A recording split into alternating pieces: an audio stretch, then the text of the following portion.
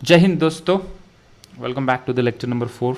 Right, हमने differentiation के अंदर addition, subtraction, algebraic function, trigonometric function, logarithmic function, इसको कैसे डिफरेंशिएट करना है ये देखा। कल की एग्जाम का भी डिस्कशन हमने किया, that is not covered in the recording. Right, और आज के लेक्चर में हम आगे बढ़ते हैं। हमने u इंटू वी रूल भी देखा। If you remember in the last lecture हमने प्रोडक्ट रूल की बात की थी।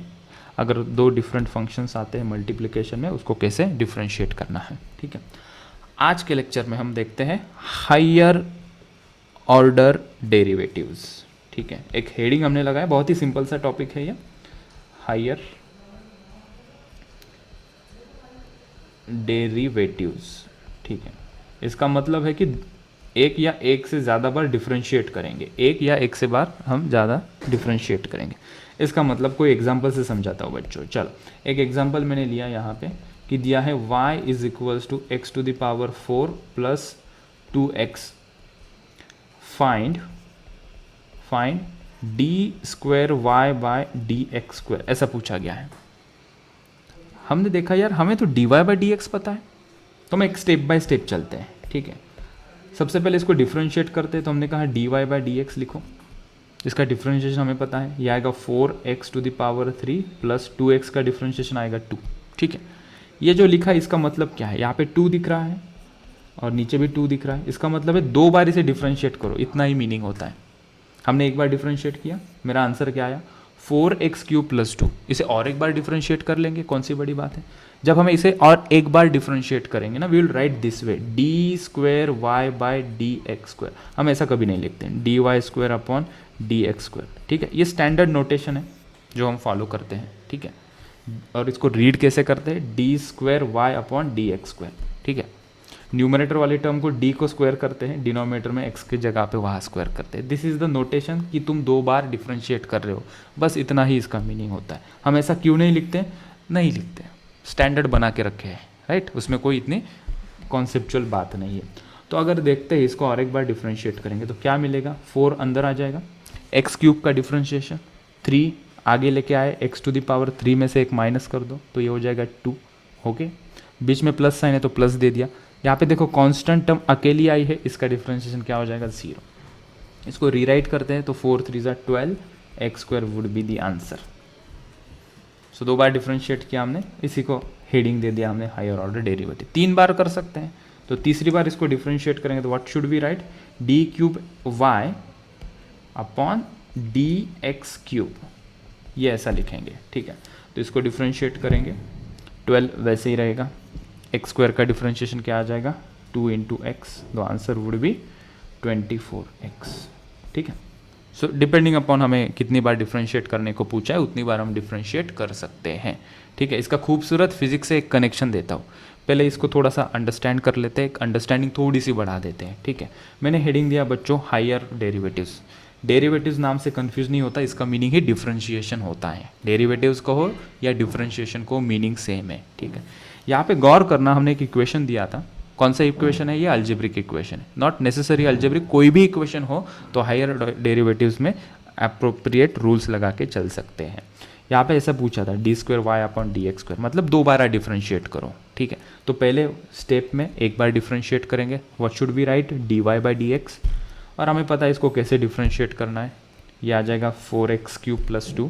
If you have any problem कि ये कैसे डिफरेंशिएट करते हैं तो हमने लेक्चर 1 2 3 में इसको डिटेल पढ़ा है। किसी का ये लेक्चर मिस हो गया होगा 1 2 3, वो प्लेलिस्ट में जाके देख सकता है, मैंने ग्रुप के ऊपर अपलोड कर दी है, यार लेक्चर के बाद फिर से अपलोड कर दूंगा। ठीक है, सो हमने डिफरेंशिएट किया और एक बार हमने लिखा d square y upon d x square, तो ये आंसर आया।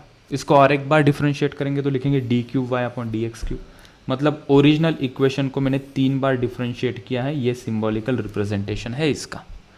और दूसरी चीज़, कॉन्सेप्चुअली चीज़ देखो, यहाँ पे जैसे जैसे हम डिफरेंशिएट करते हैं ना, पावर घट रही है, 4 से ये पावर हो गई 3, पहला डिफरेंशिएट किया मैंने, this is the first differentiation. और एक बार डिफरेंशिएट किया तो एक्स की पावर यहाँ पे हो गई 2, और एक बार डिफरेंशिएट किया मैंने, एक्स की पावर घट के कितनी हो गई 1। तो इसका लिटरल मीनिंग क्या है डिफरेंशिएशन का, इक्वेशन को तोड़ो, डिफरेंशिएट करो मतलब अलग अलग करो, तोड़ो। और इसके एग्जैक्टली अपोजिट नेक्स्ट टॉपिक आएगा जिसका नाम रहेगा इंटीग्रेशन।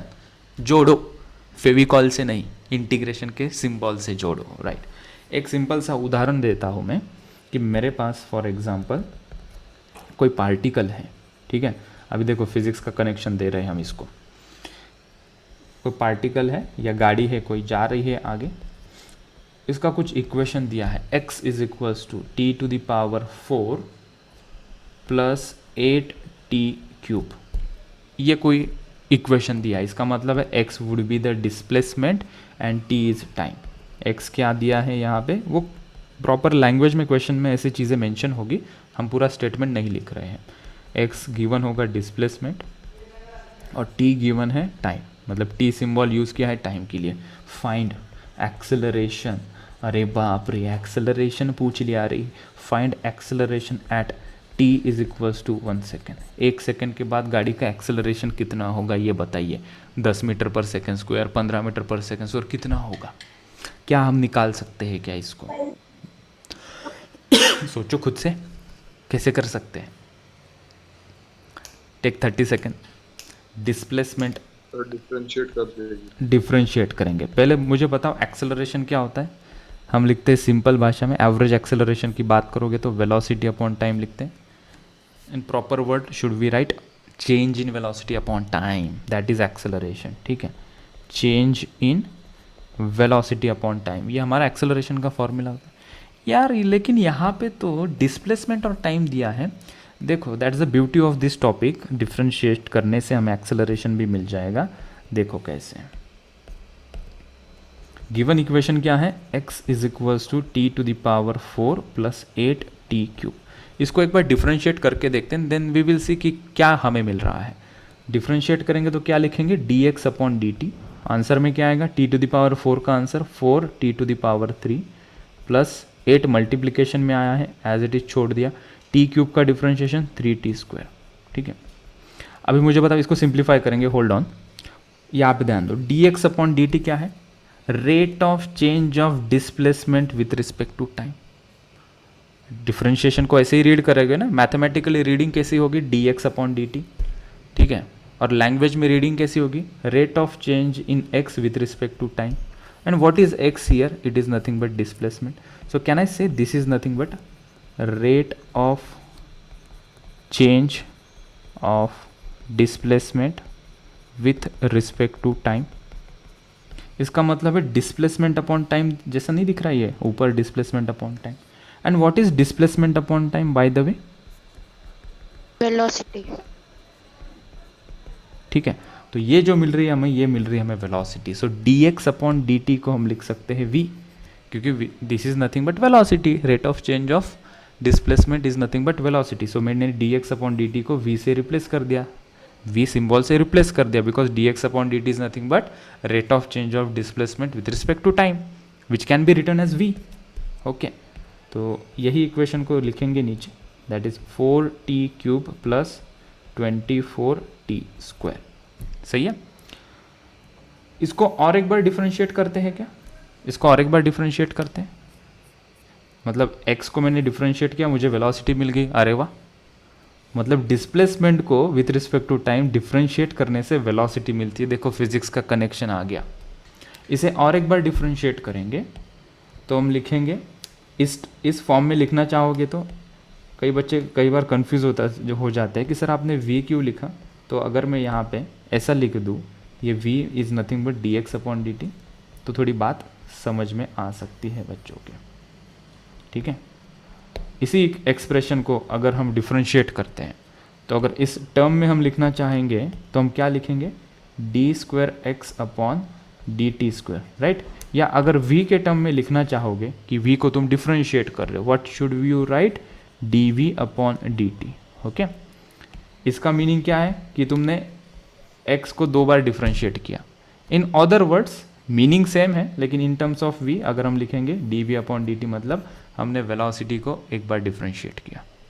अभी मुझे बताओ वेलोसिटी अपॉन टाइम क्या होता है, ये वाला ही हमने लिखा, change in velocity upon time क्या होता है, acceleration.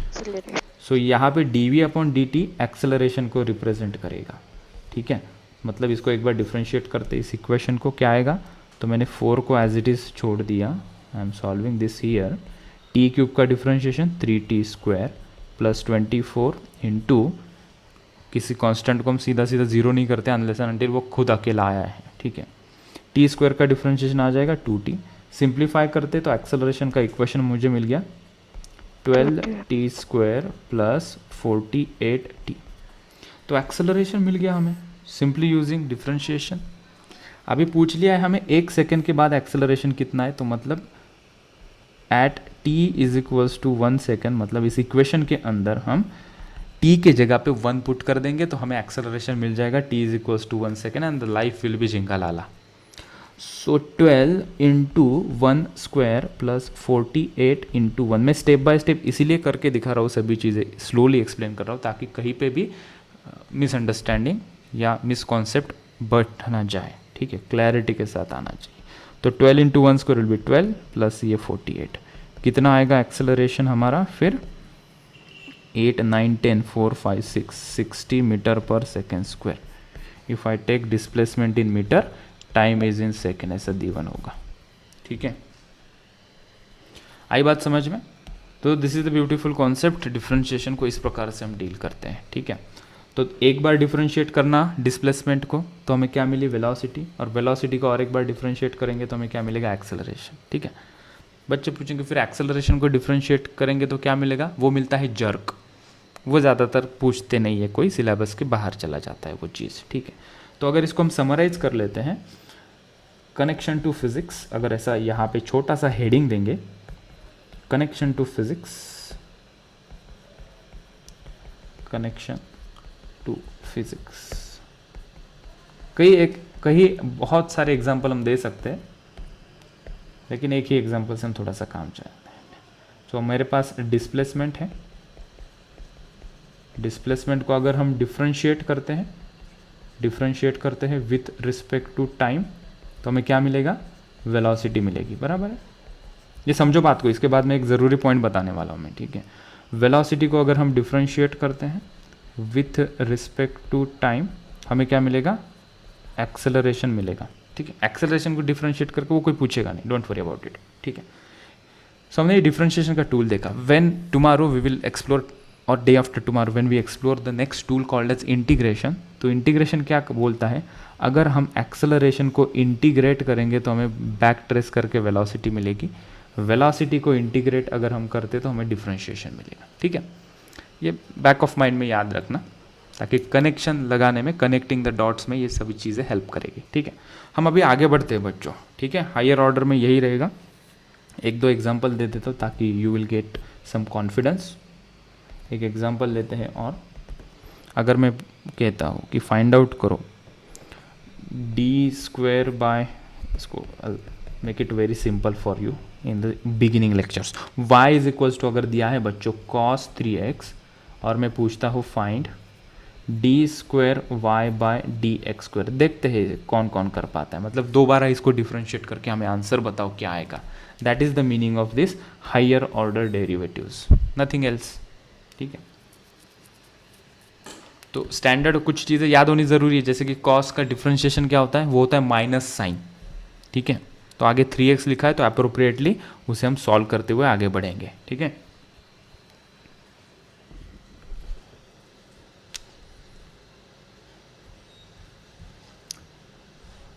Try to solve this question. y is equals to cos 3x, so why this कोलावरी d? Sir, first one is minus 3 sin 3x and second one is minus 9 cos 3x. Beautiful.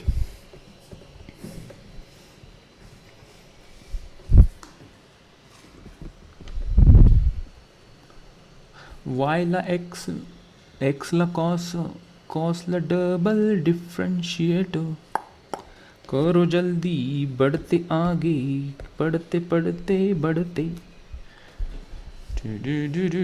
y is equals to cos 3x, cos 3x को कैसे करेंगे double differentiate, पहले तो एक बार differentiate करेंगे, jokes apart. देखो dy बाई dx लिखेंगे भैया, cos 3x को डिफरेंशिएट करोगे, cos का डिफरेंशिएशन आता है माइनस साइन, ठीक है। आगे क्या लिखा है 3x इंटू 3x का डिफरेंशिएशन क्या आएगा 3, ठीक है।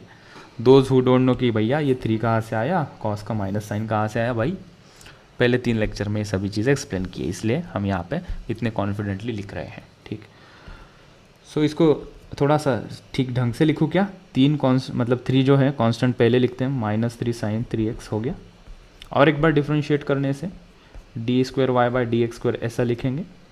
सो यू आर डिफ्रेंशिएटिंग 2 टाइम्स। -3 छोड़ दो, उसे हाथ मत लगाओ क्योंकि वो कांस्टेंट है, कांस्टेंट है तो क्या है, किसी के साथ आया है, साइन के साथ आया है, तो उसे हम डिफ्रेंशिएट नहीं करते। sin 3x का डिफ्रेंशिएशन आएगा, साइन का डिफ्रेंशिएशन आता है कॉस, माइनस कॉस नहीं, कॉस आता है बेटा, देखो यहाँ पे, या अब ये से इधर ही याद रख लो, बाद में कंफ्यूज होने की ज़रूरत नहीं। कॉस का डिफ्रेंशिएशन आता है माइनस साइन, ठीक है, और साइन का डिफ्रेंशिएशन आता है कॉस, माइनस कॉस मत लिखना गलती से। सो कॉस 3x इंटू इस 3x का डिफ्रेंशिएशन 3 लिखना पड़ेगा। So this will turn out to be 3 into 3 -9 cos 3x, this is the answer. Okay, so ये हो गया, और एक क्वेश्चन यहाँ पे कर लेते हैं and then will move ahead. एक example, y is equals to 8 - 13y, और मैंने पूछा find d2y/dx² is equals to what.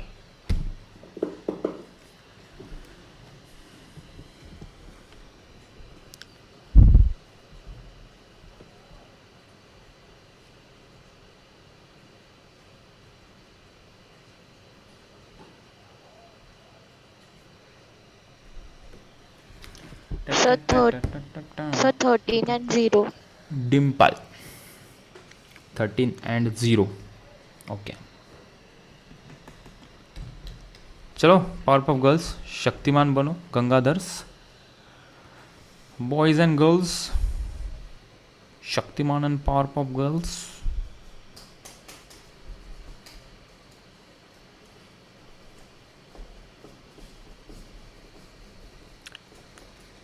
13 and 0. 13 and 0 Vasundhara, okay.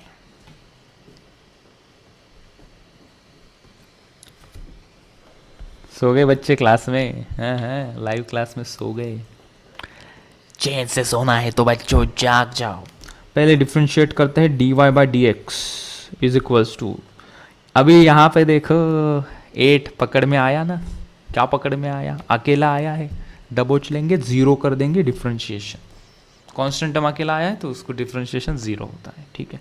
Minus sign है, बीच में माइनस दे दिया। अभी यहाँ पे 13 अकेला आया है क्या, now you would able to understand कि अकेले का मीनिंग क्या है, कि यहाँ पे किसी वेरिएबल के साथ 13 आया है।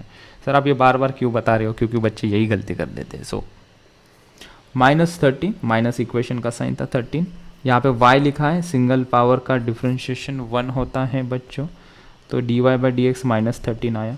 इसको और एक बार डिफ्रेंशिएट करेंगे, ससुरा अकेला कांस्टेंट, माइनस हो या प्लस, कांस्टेंट है तो 0। अच्छा मुझे बताओ, यहाँ पे इंस्टेड ऑफ -13 सिंपली पाई लिखा होता तो उसका डिफ्रेंशिएट क्या करते तुम, ZRO ही करते, 0 ही करते, ठीक है।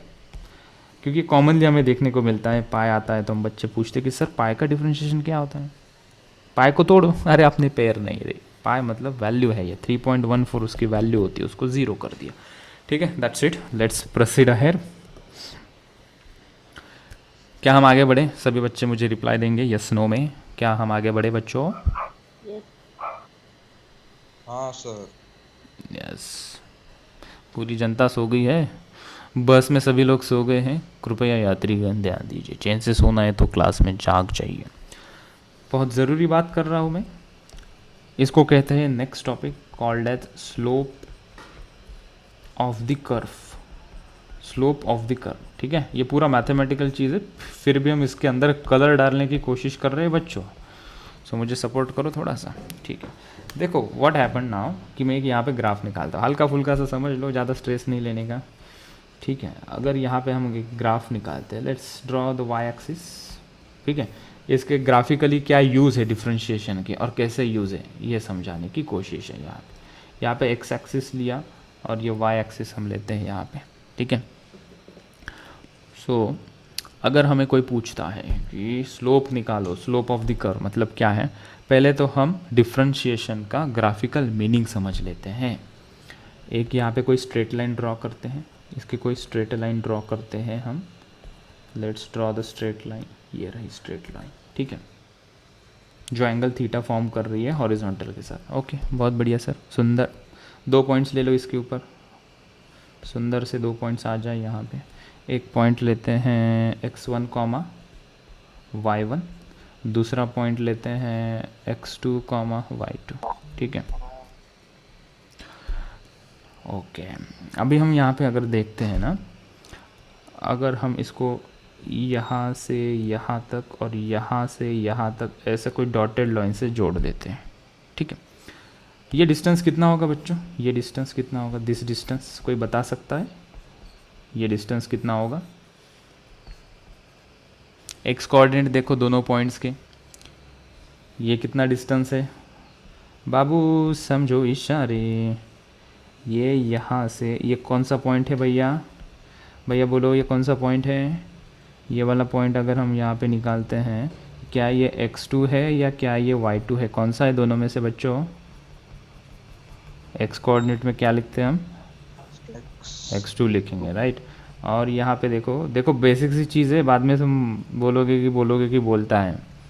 x1 का ये कोऑर्डिनेट क्या होगा, मतलब ये x1 y1 का ये कोऑर्डिनेट x1 होगा, right.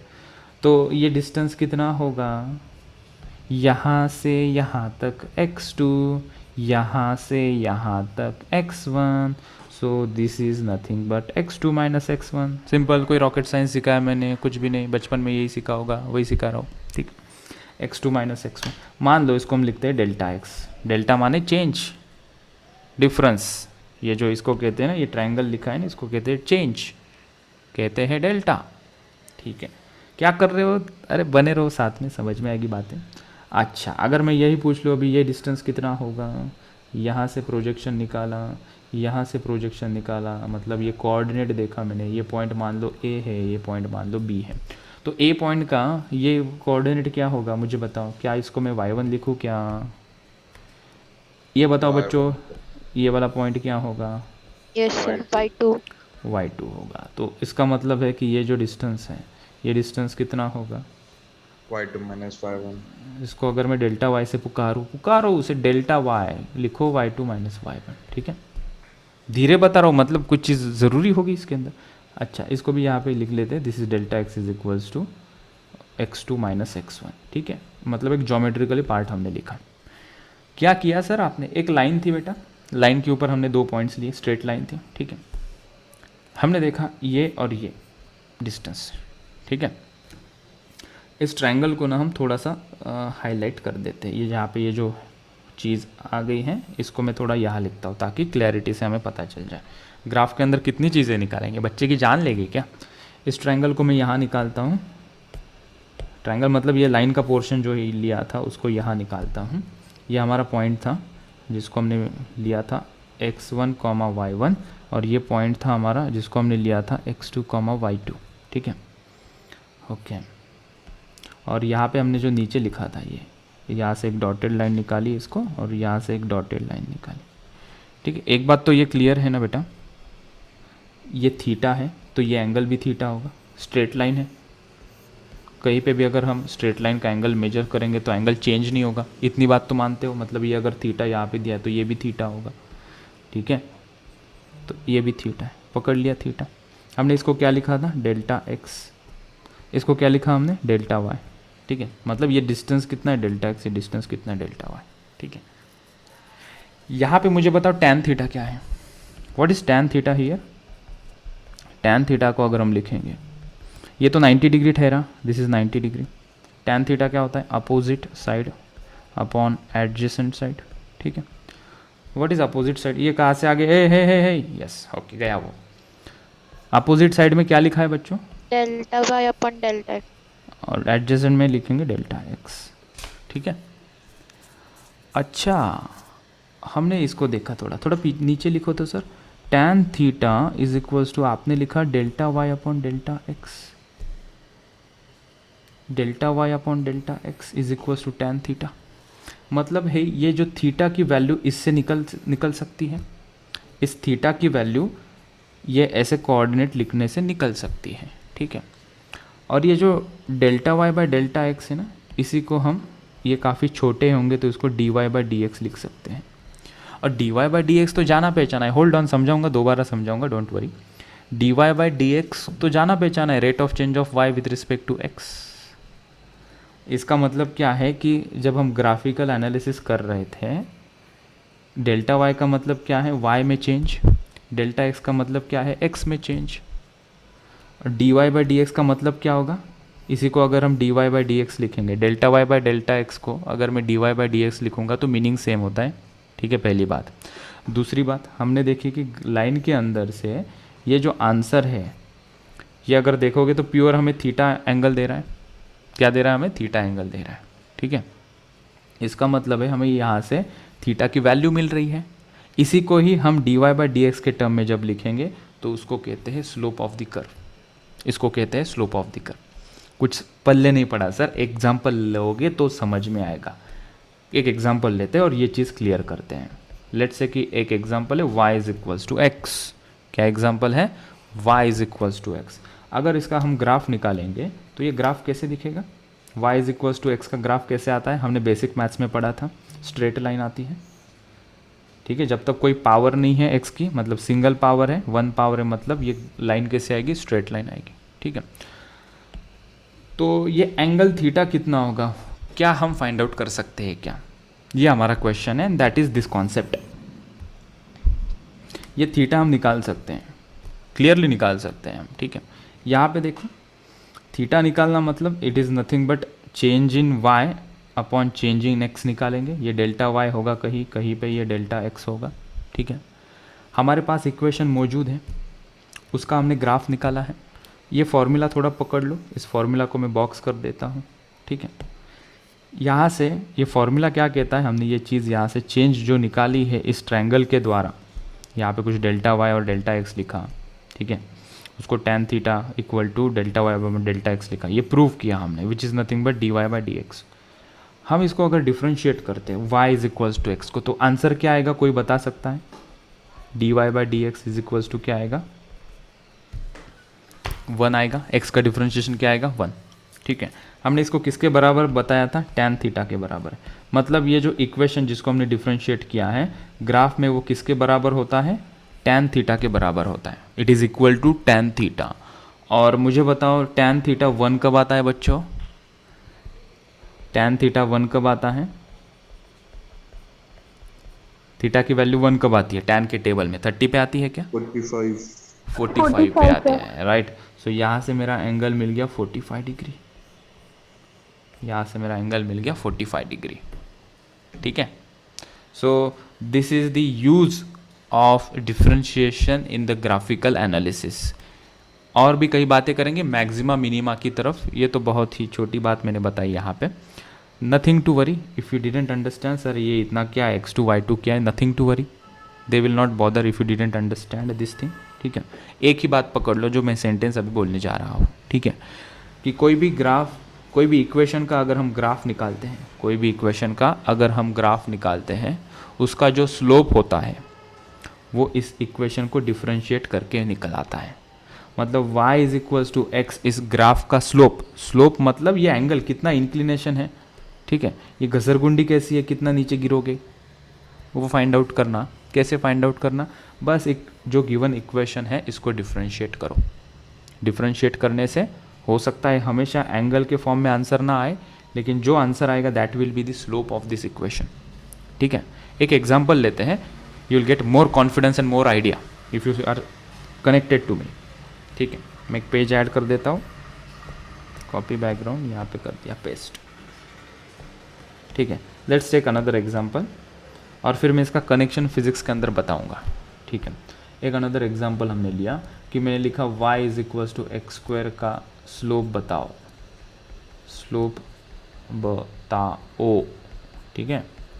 Find the slope of y is equals to x square if you write in English, ठीक, just to have some fun. Hindi में बता दिया, इंग्लिश बोलते हैं ना, हिंदी और इंग्लिश का कॉम्बिनेशन। सो इसका ग्राफ अगर तुम देखोगे, इफ़ यू रिमेंबर, इसका ग्राफ कैसे आता है बच्चों? y is equals to x square का ग्राफ इस प्रकार से आता है कुछ, इफ़ यू रिमेंबर। अगर मैं इसको सिर्फ फर्स्ट क्वाड्रेंट में ही दिखाऊँ, मानते हैं कि इसका ग्राफ मैं सिर्फ फर्स्ट क्वाड्रेंट में दिखा रहा हूँ, this is y axis and this is x axis. So इसका ग्राफ आया है y is equals to x square का ऐसी लाइन। मैंने कहा इसका स्लोप बताओ, मतलब किसी भी इंस्टेंट पे यहाँ पे एक टेंजेंट निकालेंगे और ये थीटा एंगल मुझे बताओ, ये इसका मीनिंग होता है। तो कैसे करेंगे? That theta can be calculated by dy by D x. तो इसका डिफरेंशिएशन कितना आएगा बच्चों? एक्स स्क्वायर का differentiation, that will come out to be 2x। ठीक है, इसका मतलब क्या हुआ sir? dy by D x is equal to 2x। मतलब तुम मुझे x का कोई भी कोऑर्डिनेट बताओ, उस पॉइंट पे स्लोप की वैल्यू हम बता सकते हैं। ठीक है, लेट मी क्लियर दिस। एक और डायग्राम इसके लिए निकालते हैं। ठीक है, अगर ये x1 है, ये x2 है और x3 है, स्लोप का मतलब क्या है? यहाँ पे एक टेंजेंट लाइन खींचो। ठीक है, स्लोप का मतलब क्या है? यहाँ पे तो स्लोप कांस्टेंट नहीं बेटा, एक टेंजेंट लाइन खींचो, हॉरिजॉन्टल के साथ एंगल मेजर कर लो थीटा। ये x2 पॉइंट है, रफली निकालना है, टू द पॉइंट ऐसे निकालने की ज़रूरत नहीं है। ये x2 पॉइंट है, थोड़ा ऊपर कर लेते हैं लाइन को। इसका हॉरिजॉन्टल के साथ मान लेते हैं एंगल है थीटा 2, ये थीटा 1 था पहले। और ये x3 लाइन अगर हम निकालते हैं, टेंजेंट समझते हो ना, किसी कर्व को एक ही लाइन से पास कर दो, एक स्ट्रेट लाइन, उसको टेंजेंट कहते हैं।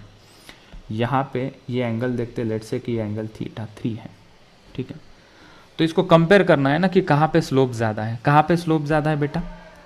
x1 पे ज़्यादा है, x2 पे ज़्यादा है या x3 पे ज़्यादा है स्लोप? मतलब इंक्लिनेशन कितना ज़्यादा, एंगल किसका बड़ा है? ये सबसे छोटा मुझे ये लग रहा है, x3 का हमने देखा एंगल सबसे बड़ा है। ठीक है, कई बार हमें उसकी वैल्यू निकालनी पड़ती है। तो हमने देखा कि इक्वेशन क्या है ये लाइन का, हमने लिखा y is equals to equation है एक्स स्क्वायर, बराबर है।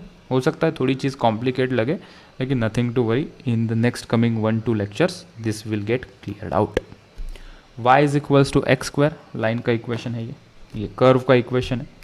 इसको मैंने डिफ्रेंशिएट किया dy by D x, answer मुझे मिला 2x। ठीक है, this is giving nothing but slope, theta की वैल्यू देखा, उसको tan थीटा के टर्म में हम लिखेंगे। x की जगह पे x1 लिख देंगे 2x1, तो मुझे आंसर मिल जाएगा tan थीटा 1। x की जगह पे हम x2 लिख देंगे, वो सेकेंड एंगल मुझे मिल जाएगा। और x की जगह पे हम x3 लिख देंगे, तो मुझे ये जो एंगल थीटा 3 है वो मिल जाएगा। ऑब्वियसली जब हम सॉल्व करेंगे x1 कुछ वैल्यू होगी, 1 2 3 कुछ वैल्यू होगी, उस हिसाब से हमें एंगल मिल जाएगा। ठीक है, तो दिस इज़ द महत्वपूर्ण डिस्कशन। 100 बात की एक बात यहाँ पे एक ही है, कोई कर्व का इक्वेशन है, उसको डिफरेंशिएट करने से वो पर्टिकुलर पॉइंट पे, वो पर्टिकुलर इंस्टेंट पे एंगल कितना होगा वो कर्व का, ये फाइंड आउट कर सकते हैं using just a tool called as differentiation. ठीक है, कल चल के देखेंगे, कल के लेक्चर का मैं ट्रेलर दे रहा हूँ। आज मैंने इनिशिएट कर दिया, एक फाउंडेशन लेआउट कर दिया कि कल के लेक्चर में जब मैं बताऊँगा, तुम्हारे बैक ऑफ द माइंड में ये सभी चीज़ें मैंने आज डाल दी है। ठीक है, तो ये 2 दिन का काम है, आज मैंने इनिशिएट कर दिया। कल के लेक्चर में और क्लैरिटी हमें मिलेगी, जहाँ पे हम इसकी तैयारी कर रहे थे। अगर किसी ग्राफ के अंदर मैंने कर्व निकाला, जनरली कोई कर्व का जनरली इक्वेशन हम y is equals to f of x लिखते हैं। ठीक है, nothing to worry about it. ध्यान देने वाली बात यह है, यहाँ पे हमने देखा this is the maximum point of this curve, this is the maximum point of this curve, इसको कहेंगे maxima. This is the minimum point of the curve, minimum point of the curve. ठीक है, सबसे लोवेस्ट पॉइंट यही है curve जहाँ पे turn ले रहा है। ठीक है, यहाँ पे अगर हम टेंजेंट निकालेंगे बच्चों, तो वो टेंजेंट कैसी होगी? हॉरिजॉन्टल लाइन आएगी। यहाँ पे टेंजेंट निकालेंगे, वो टेंजेंट कैसी होगी? ये भी हॉरिजॉन्टल लाइन होगी। ठीक है, तो यहाँ पे स्लोप कितना होगा? हम लिखेंगे dy बाई डी एक्स। यहाँ पे स्लोप कितना होगा? वो कितना होगा? dy by D x. ठीक है, लेकिन पहचानेंगे कैसे कि कहाँ पे मैक्सिमम है, कहाँ पे मिनिमम है? तो इस कंडीशन में हम इस इक्वेशन को और एक बार डिफरेंशिएट करते हैं। मतलब कोई कर्व का इक्वेशन गिवन होगा, उसको एक बार डिफरेंशिएट करेंगे और इज इक्वल्स टू 0 करेंगे, तो हमें मिल जाएगा मैक्सिमा मिनिमा। लेकिन ये पहचानना पड़ता है कि कब मैक्सिमा वैल्यू लेगा कर्व, कब मिनिमम वैल्यू लेगा, तो उसको हम और एक बार डिफरेंशिएट करते हैं और फिर वो हमें कुछ आंसर देगा। एक बात यहाँ पे ये है कि कई बार फिजिक्स के अंदर सिचुएशन पूछी जाती है कि कितना मैक्सिमम फोर्स लगाओगे कि बॉडी मूव करेगी, तो वहाँ पे हमें ये कॉन्सेप्ट लगाना पड़ता है मैक्सिमा मिनिमा का, उसको हम विजुअलाइज करेंगे थ्रू ग्राफिकल अंडरस्टैंडिंग। ठीक है, so tomorrow we will dive into this दिस टॉपिक. याला आपण व्यवस्थित हँडल करूयात उद्याच्या लेक्चरमध्ये. आजच्या लेक्चरमध्ये काही गोष्टी अपन थोड्याशा नवीन कॉम्प्लिकेटेड शिकलो. हो सकता है कुछ चीज़ें पकड़ में आई होगी, कुछ चीज़ें पकड़ में नहीं आई होगी. That is whole and sole my responsibility. सभी पूरा का पूरा कॉन्सेप्ट तगड़ा तुम्हारे दिमाग में छाप दूँ. ठीक है, सो हमने इनिशिएट किया स्लोप ऑफ द कर्व से. यहाँ पे हमने कुछ जानने की कोशिश की कि स्लोप ऑफ द कर्व मतलब किसी कर्व का इक्वेशन दिया हो, उसको डिफ्रेंशिएट करो तो स्लोप मिलता है. हमने बचपन में कोऑर्डिनेट फॉर्म में इसे लिखा था x1 y1 x2 y2, और वहाँ से करते करते करते करते 11th में हम इस प्रकार से लिखते हैं जिसको हम tan थीटा के बराबर करते हैं. ये हमने एक प्रूव करने की कोशिश की. ठीक है, हमें बस इतनी बात पकड़नी है, उसको मैंने यहाँ से यहाँ तक बताया. ठीक है, एक एग्जाम्पल भी हमने लिया कि y is equals to x का स्लोप कितना होगा 45 डिग्री यूजिंग जस्ट डिफ्रेंशिएशन. ठीक है, और दूसरा एग्जाम्पल लिया कि अगर y is equals to x square दिया है और इसका स्लोप बताना है, तो हर एक पॉइंट पे तो स्लोप अलग है ना. तो हमने 3 पॉइंट यहाँ पे प्लॉट किए. तो कोई हमें पूछेगा कि इस पर्टिकुलर पॉइंट पे ये स्लोप कितना है, यहाँ पे स्लोप कितना है, यहाँ पे स्लोप कितना है, मतलब स्लोप भी चेंज होते जा रहा है. इसका भी एनालिसिस हम यहाँ से कर सकते हैं. So this is a very powerful tool differentiation, जिसको मैं ग्राफिकली पढ़ने की कोशिश की है. कल के लेक्चर में इसके ऊपर और हम प्रकाश डालेंगे और खुद को इस कॉन्सेप्ट के द्वारा एनलाइटन करने की पूरी कोशिश करेंगे बच्चों. ठीक है, सो आज के लेक्चर में इतना ही. जो कुछ करेक्शंस है एग्ज़ाम में, ऑप्शन जो कुछ गलत हो गए होंगे वो अभी 5 मिनट के अंदर तुम लोगों को वहाँ पे दिख जाएंगे करेक्ट होते हुए. तो आज के लेक्चर में इतना ही बच्चों.